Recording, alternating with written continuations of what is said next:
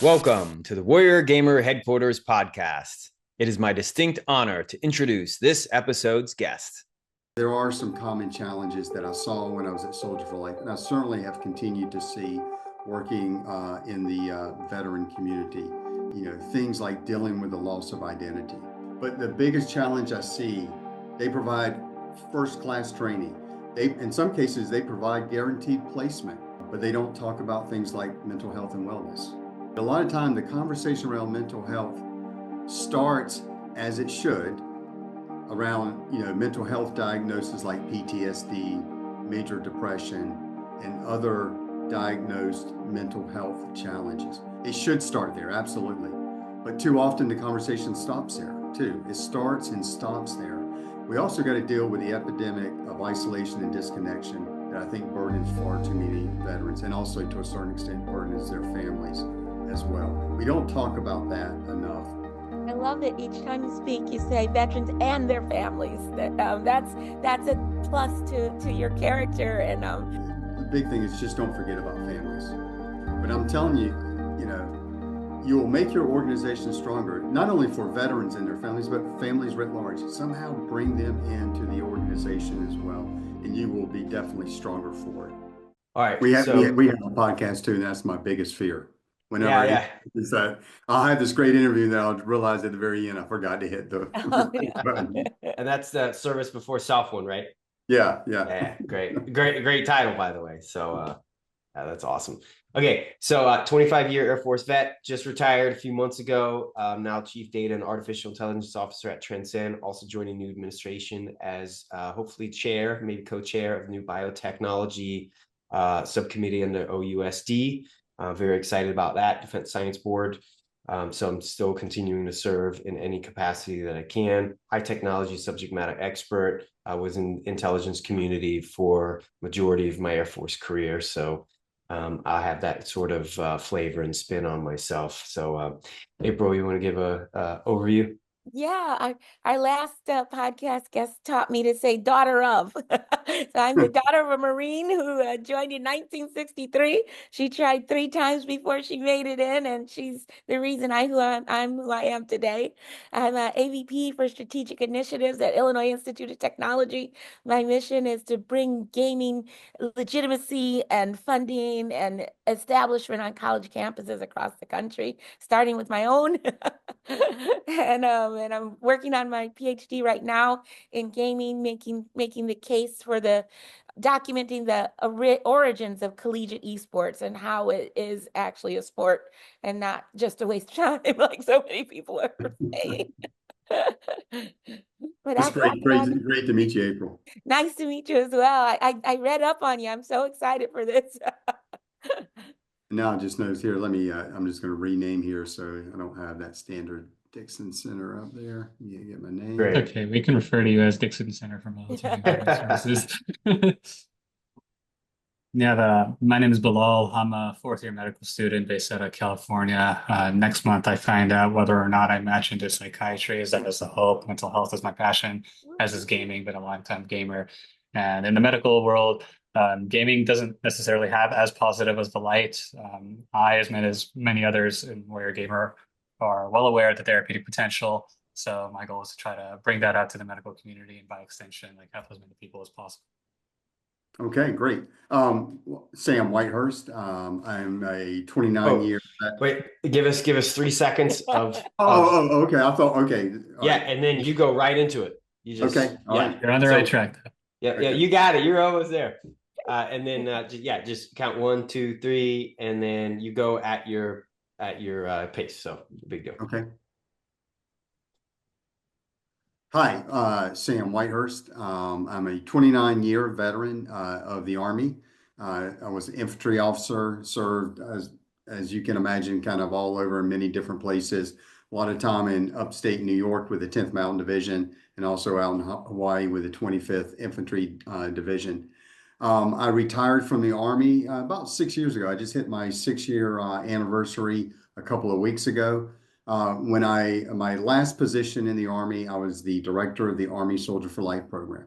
And in that last year of service, I really got introduced to many programs and the tons of organizations that are out there supporting transitioning soldiers, transitioning service members, and also our veteran community. So as I exited out of the Army and started that next career, because we all have a next career after our military service, it was a natural fit. I kind of went right in and joined a nonprofit, a veteran serving nonprofit called Dixon Center for Military and Veteran Services. So I've been with Dixon Center for the last 6 years. We're an organization. As an organization, we've been around since 2012. And what makes us a little bit different from many nonprofits is that we are not a service provider.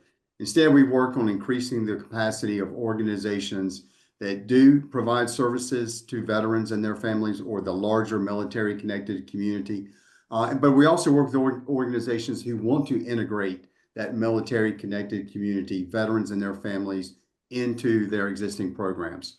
So over the 12-year existence of Dixon Center, we've worked with employers, universities, and colleges. We actually work quite a lot with unions. That's a little bit unique about us. We have a strong relationship with many unions, including building trade unions. And we work with other nonprofits and communities. Again, anyone who wants to integrate veterans, their families, or the larger military connected community, we work with them to increase their impact and also to increase their capacity. And I'm excited. I'm looking forward to our conversation and our discussion today.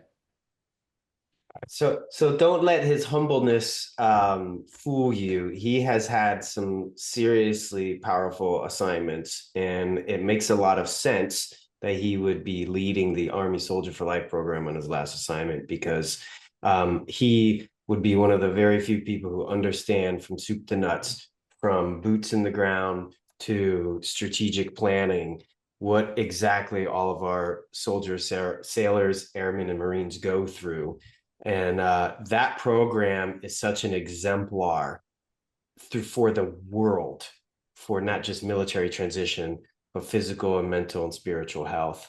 I honor you for that. And I'm very interested in your experience there and how you brought your leadership and your flavor to that organization before you moved on to the Dixon Center. Yeah, I think one of the things that I learned, and I guess in a certain way, it was unfortunate that I learned it in my last year of military service. But that idea that you always got to be preparing for the next chapter in your life, for that next career, what that next transition is going to be. Especially when my wife and I, and you know, I can remember there was a day back in the late 90s, early 2000s, where we made the decision we're going to make this a career, right? We're going to make this a career. And unfortunately, as soon as I did that, I kind of put blinders on. I was just like, okay, this is what I'm doing. I love being in the Army. I love serving.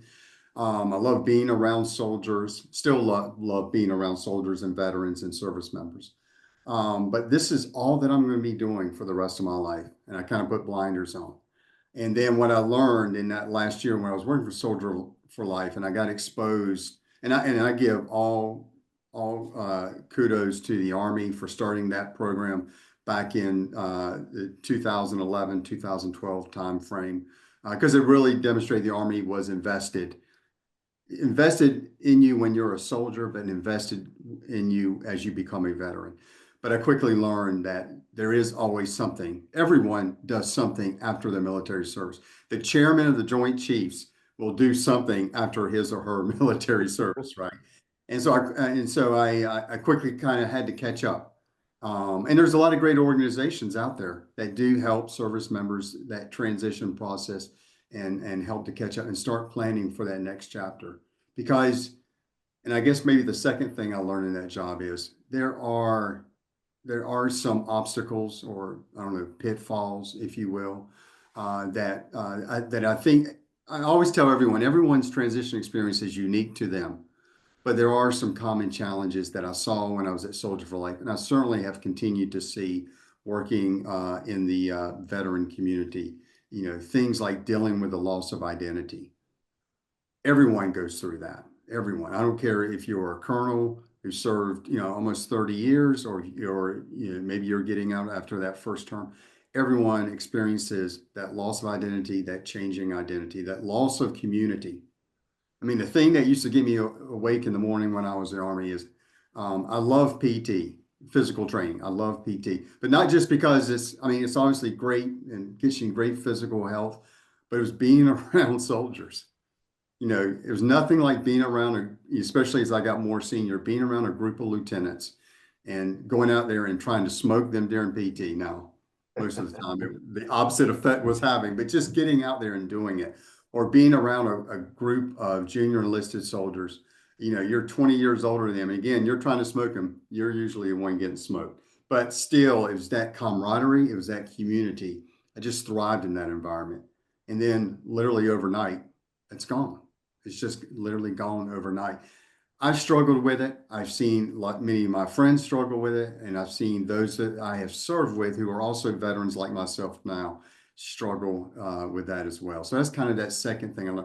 First thing, plan for that next chapter in your life. Plan as early as you can. Don't wait till you're in your last year.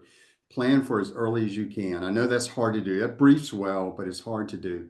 And the second thing is just understand there's going to be some challenges out there, but we all go through those challenges. And I think, one of the things I'm thrilled about is what Warrior Gamer Foundation does and gaming, because that is doing something I think is incredibly important in creating community.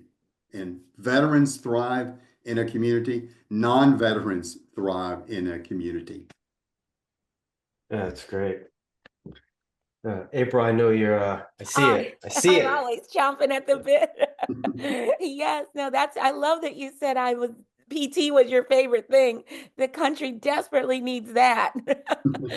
I'm wondering if you have a vision for your future that is broader now because of the work you're doing on your podcast and the work you've done with veterans and the work that you've done in the past 6 years with the Dixon Center. Yeah, well, I think I'm going to go back a little bit. I do think is that understanding that changing identity. I think sometime in the veteran community, we get fixated on a couple of different issues, but we become fixated. Doesn't mean they're not issues and they're not challenges that need to be dealt with, but I see a lot of resources and a lot of focus put on those issues. For example, mental health, incredibly important, incredibly important.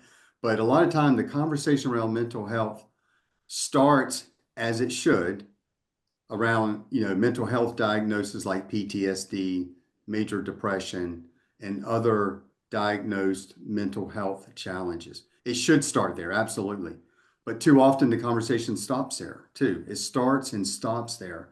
And one of the things I've learned over the last 6 years, especially working at Dixon Center, is while those are real issues and we need to continue to put a bright spotlight on those and deal with those issues, we also got to deal with the epidemic of isolation and disconnection that I think burdens far too many veterans, and also to a certain extent burdens their families as well. We don't talk about that enough.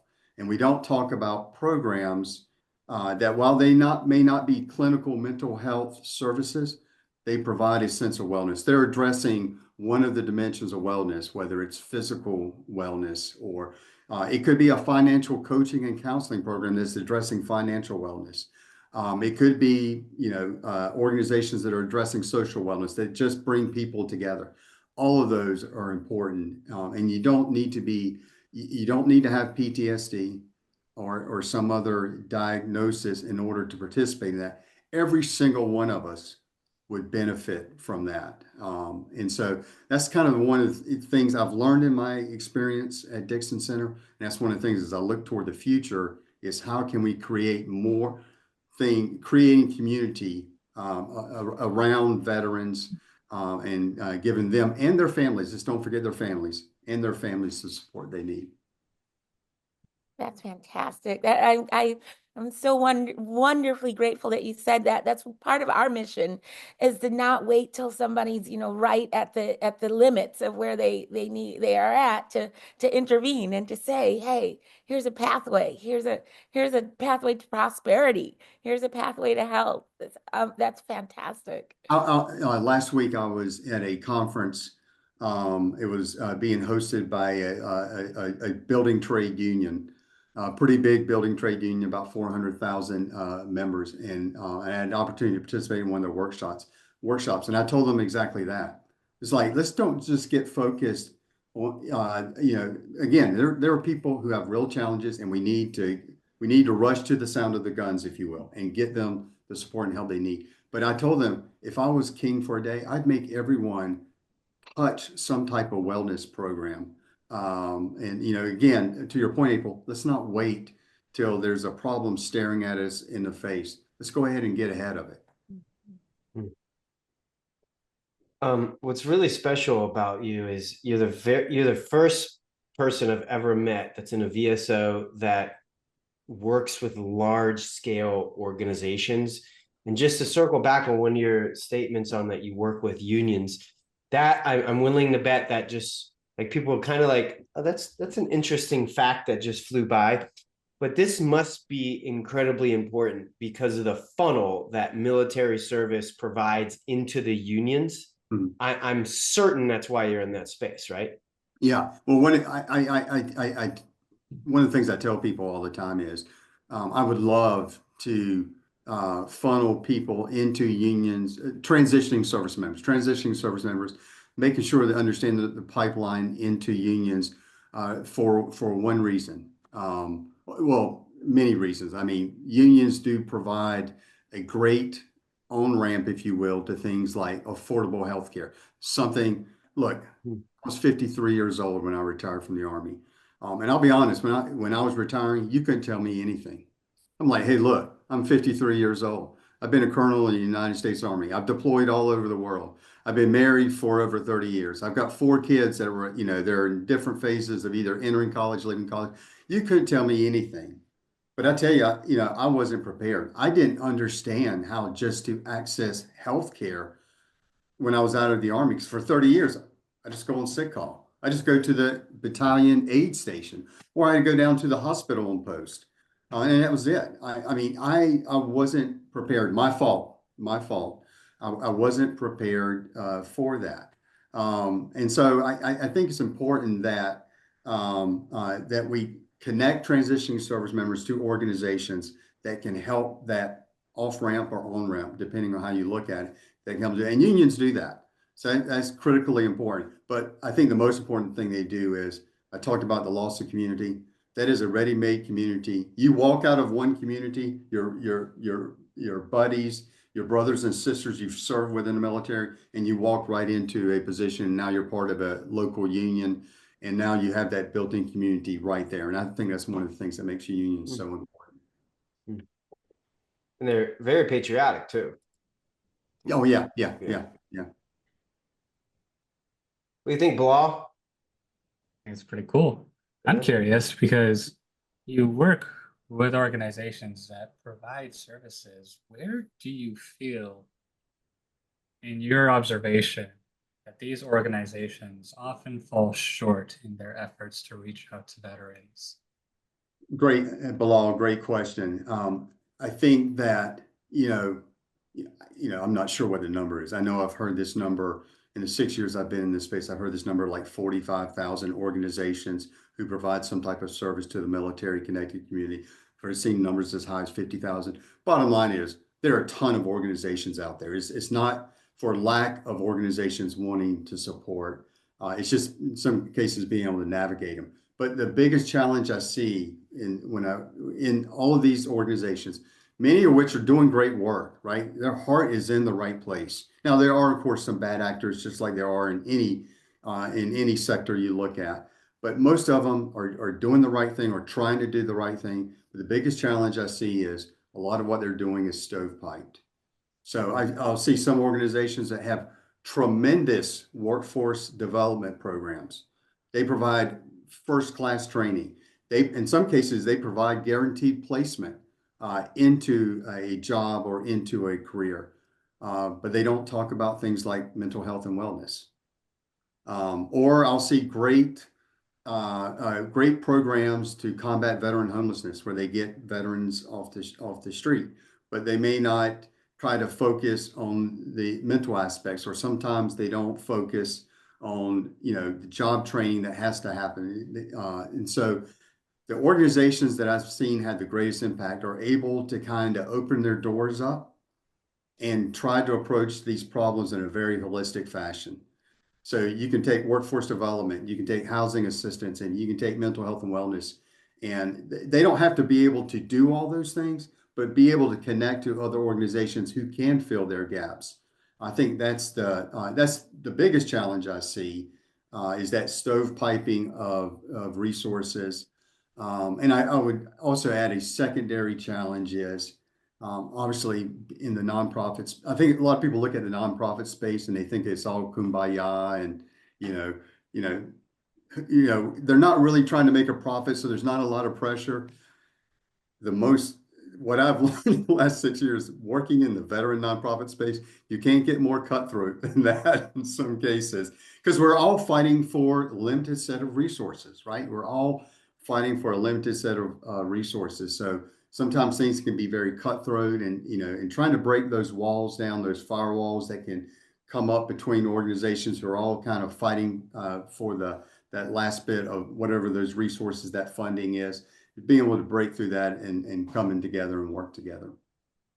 Yeah, I think it would be a little better if there wasn't so much work to do, right? Yeah. We're going to be fighting over so much, and there's so much work to be done. And I think, and I'm interested if you agree with me that the last 2 years, I think more has been done and more progress has been made for the care of our military service members than like the previous 30 years. I mean, I know we had Secretary McDonough at our last event, and he pushed a lot of initiatives through, and the technology that VA is rolling out, and the burden of proof change. I mean, just like incredible things. I'm interested to see how you have evolved since you've been there 6 years, how you evolved the Dixon Center to support a lot of these organizations as the VA improves, and you're getting a lot different style military folks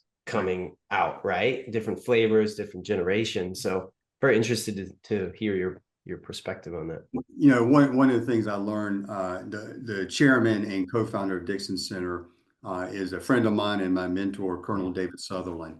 And one of the things I've learned from Colonel Sutherland is, and he taught me this, early on when I started at Dixon Center, is that the needs of veterans and their families are not going away. They're just evolving. So I think it's being able to be forward-looking and trying to anticipate what those challenges are. No one anticipated COVID, right? But what, 4 years ago, 5 years ago, no one anticipated COVID.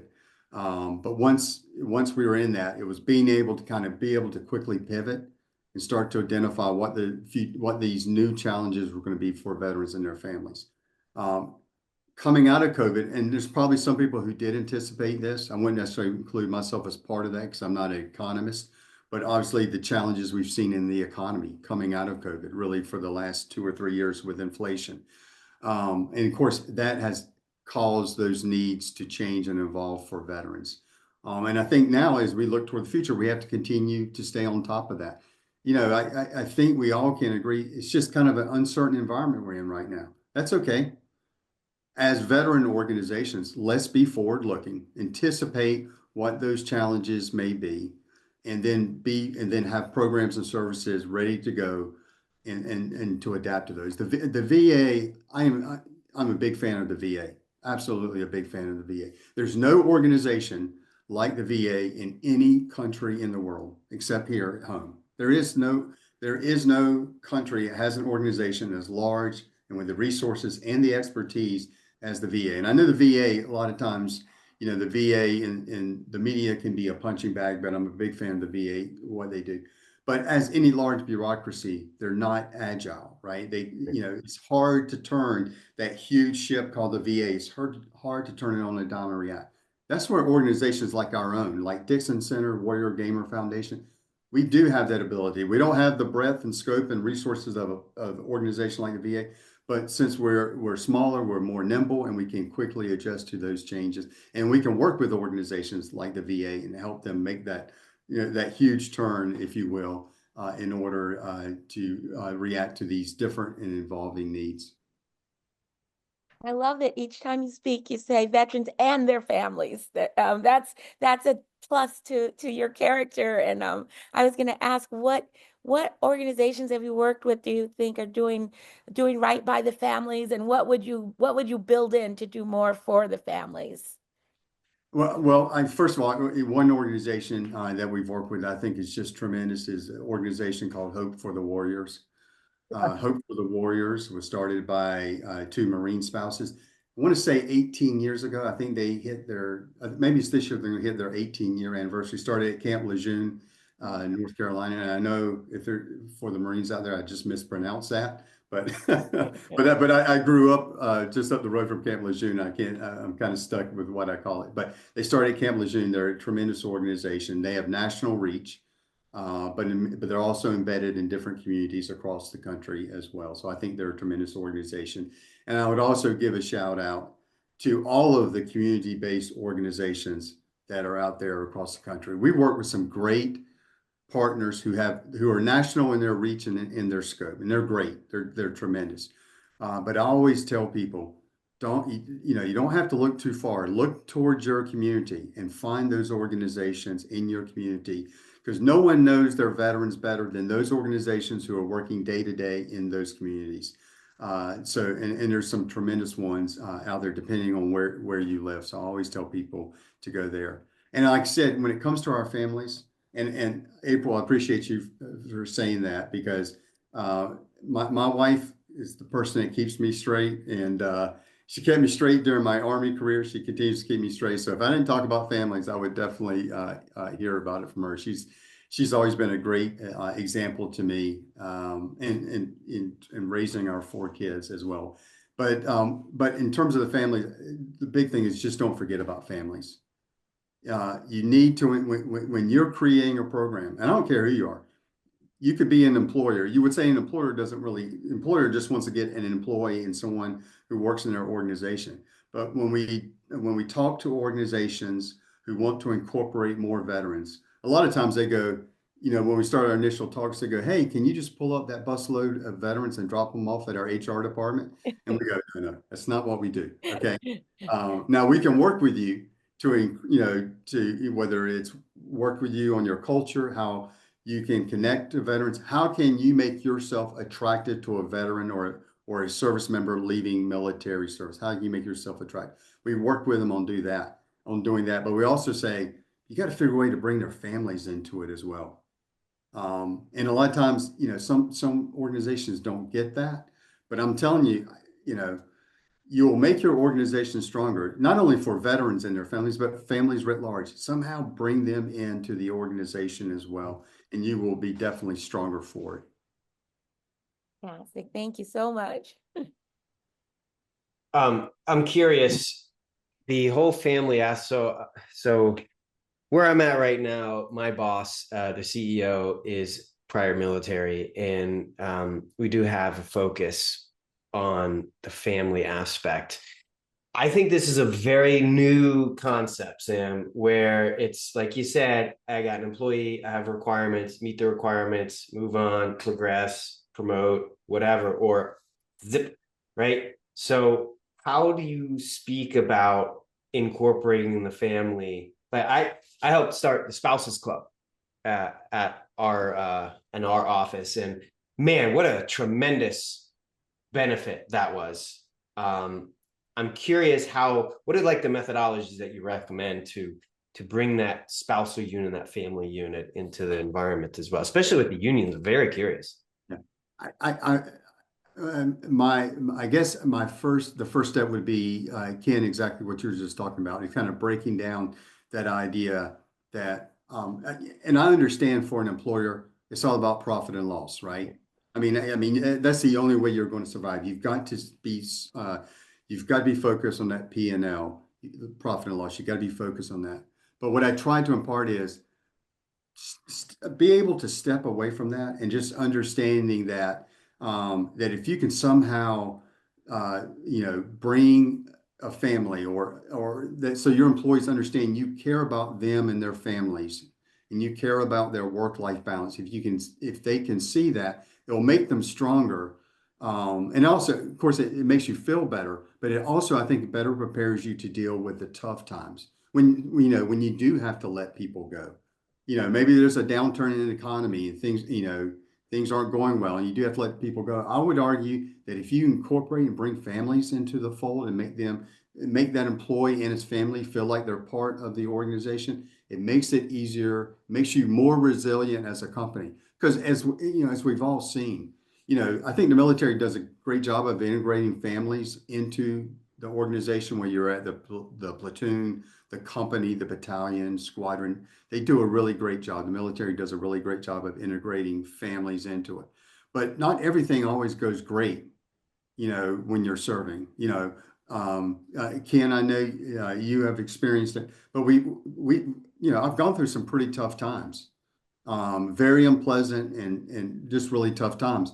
But knowing that the families were there, even when things went south, I just felt the organization was better able to react and handle, and the organization itself was more resilient. And I think that would be my that would be my pitch to a company, is that if you can figure a way where families feel like they're part of this, it makes your organization more resilient during the tough times. It makes it great during the good times, but it also makes you more resilient during the tough times. That's And great. how would you define resilient? I just heard a great definition, but I'd love to hear yours. When things go bad, is being able to, I would say, being able to kind of just put your head down and just keep moving. And I've had some experiences, whether it was in Iraq or Afghanistan, where just really tough times. And one of the things I learned as a leader is you got to figure a way to kind of elevate yourself above that and kind of keep moving forward. To me, that's resiliency, and that's just not something you see in the service member. I mean, April, we've been talking about families. I can't tell you how resilient families were during my experience. I mean, one of the things I realized, and this was during one of our deployments to Iraq, and this was a tough deployment. This was in that 2000 in Iraq in 2006, 2007, 2008. It's just a very tough time. And I remember I had a chance to talk to my wife one day, and she was saying, "You guys got to figure a way to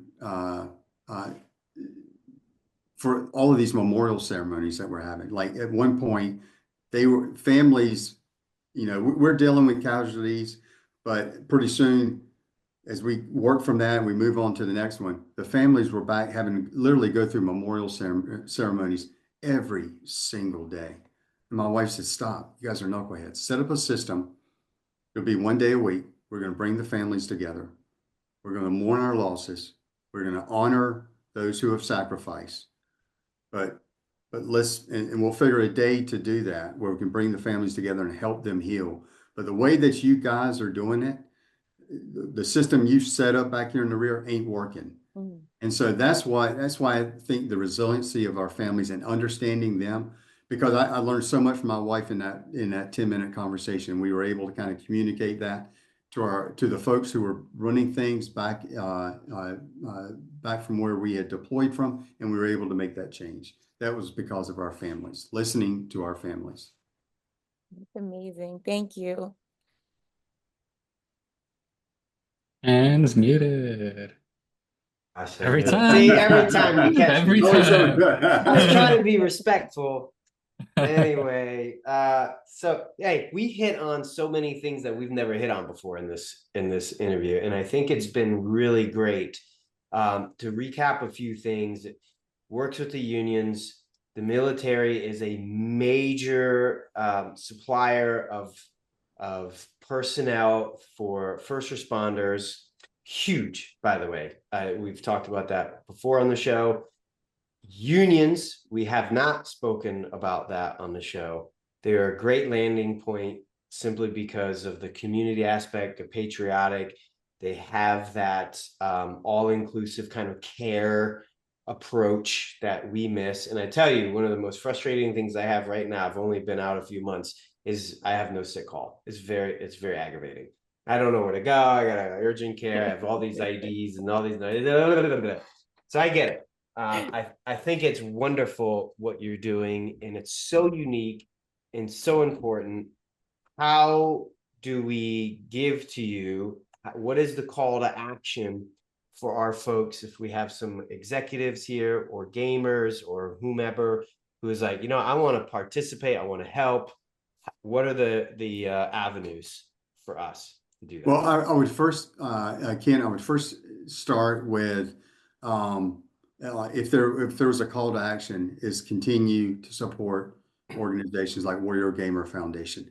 Those organizations who, by their nature, are building community, right? Last Friday, I was in South Carolina and went to it wasn't a veteran nonprofit, but it was a nonprofit. One of their programs supports veterans. And what they do is they bring in veterans from all across the country. They pay for their travel. They pay for while they're staying there. This was in a very rural town on the coast of South Carolina. And then they take them out and they put them through a class of firing a shotgun. If they don't know how to fire a shotgun, they do a day of classes. And the next day they take them out on a duck hunt, again in the marshlands of coastal South Carolina. And I got a chance to talk to many of the veterans, and it was incredible this impact had on them. Where just being around other veterans for a couple of days, 3 or 4 days, being around other veterans, that sense of community. Warrior Gamer Foundation does it through gaming. This organization I visited does it through duck hunting. I know organizations that do fly fishing. I think we're familiar with organizations like Red, White, and Blue who put on runs and physical events. Irreverent Warriors is another organization that puts on like ruck marches and things like that. Anything that brings people together and build community. I really can't emphasize how important those organizations and those programs are. So my call to action is continue to show their support to these organizations who are, whether they know it or not, they're absolutely on the front lines countering that epidemic of isolation and disconnection that, if not dealt with, can lead to far more serious problems down the line. So that would be my call to action. And then if there's any way that Dixon Center for Military and Veteran Services can help, our website is dixoncenter.org. You can go in there, you can contact us. My email is pretty easy. It's just my first initial, S. Whitehurst at dixoncenter.org. Reach out to me, contact me. We can have a conversation on how we can support your organization, how we can help build the capacity in your community to better support veterans and their families. Fantastic. You said you said you've helped universities. For other administrators and people with university resources, what would you recommend that we do to help the veteran community? It's just like any other organization. It's all key about how you integrate veterans and their families, especially in when you're looking at a university community. Because veterans very much are non-traditional students. But one of the things I'll never forget is this was literally within my first week as the director of the Army Soldier for Life program.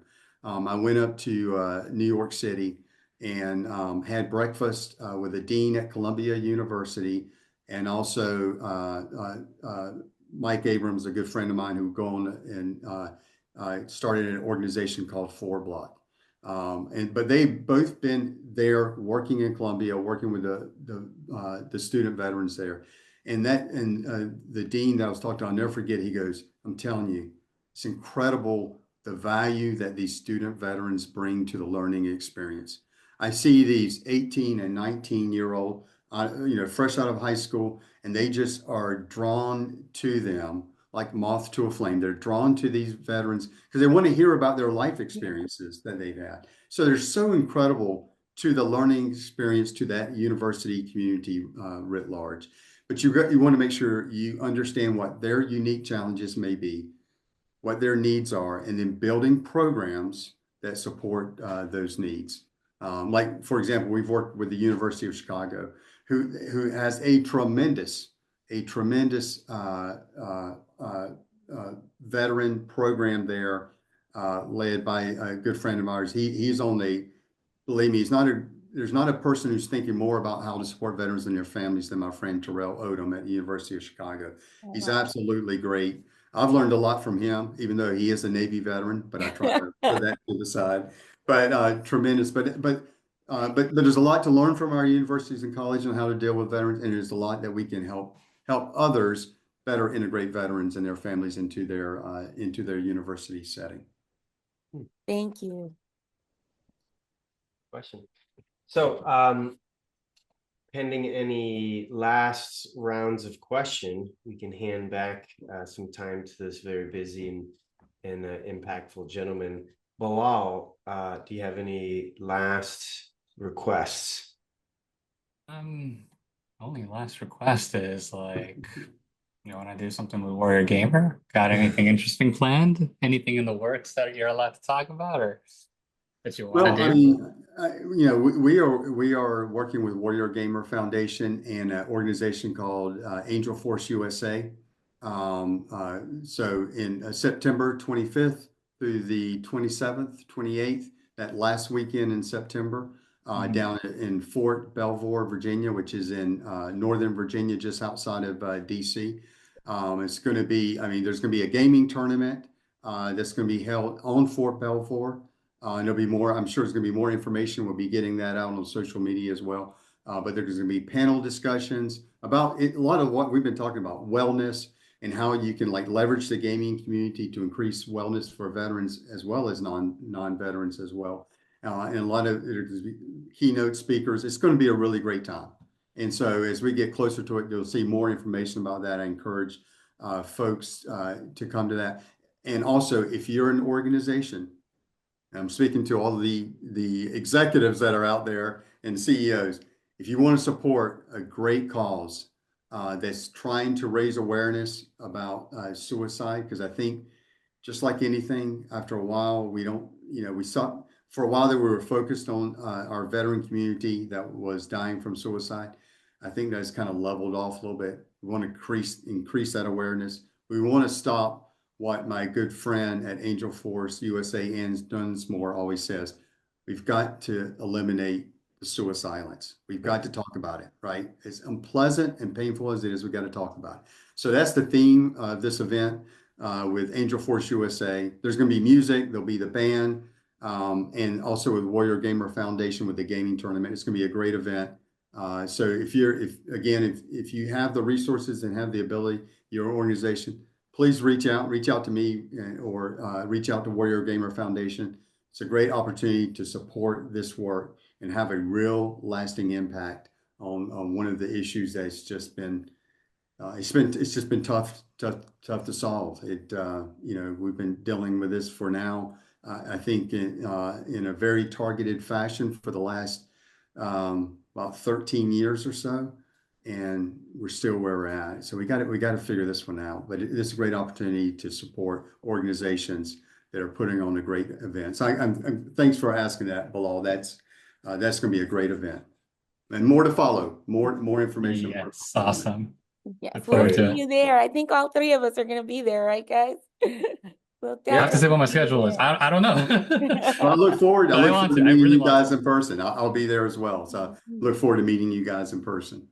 Yeah, we're planning to do this live for the first time, which would be really cool. I'm hoping to bring my son there, who's 8, to game against the military's best, and he's pretty good. And it's gonna be really good. And Bilal, I'm very happy every time, man. You wrap it up very nicely. And Sam, I cannot imagine a better guest looping it back to us. I really appreciate that. The gaming community is huge. This is going to be our biggest event. We had well over 1 million hits on the last one. We'll crack that more. So if folks are kind of on the fence, or there's no way this is going to be, this is big. Millions of hits is nothing to shake a stick at.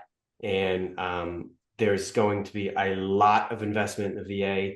I'm part of the improvement with the VA right now, and it's going to be good. It's going to be good. They're embracing gaming. There's going to be some really cool stuff coming out, and you'll be right on the tippy edge of the spear. as I know Sam likes to be. So, Penny, any questions? April, anything else? Just, I always love to know when people stand in front of a bookshelf, what book would you recommend folks to read? Oh, that's easy. He's already ready. Gates of Fire. He's got it right. He's just like, oh yeah, I got it right here. Yeah, I don't know how many times I've read this book, and I tell you, every time I read, April, if you haven't read it, I encourage you to read it. When I read that last chapter, I'm telling you, it chokes me up every time. And Bilal knows what I'm talking about if he's right. But if you read that last chapter, I've not seen anything that captures the importance of military families in the last chapter in this book does. Gates of Fire by Stephen Pressfield. Oh, beautiful. Thank you so much. I am on Amazon and right after this. That's impressive. It has its own Wikipedia page. Wow. Okay, cool. All right.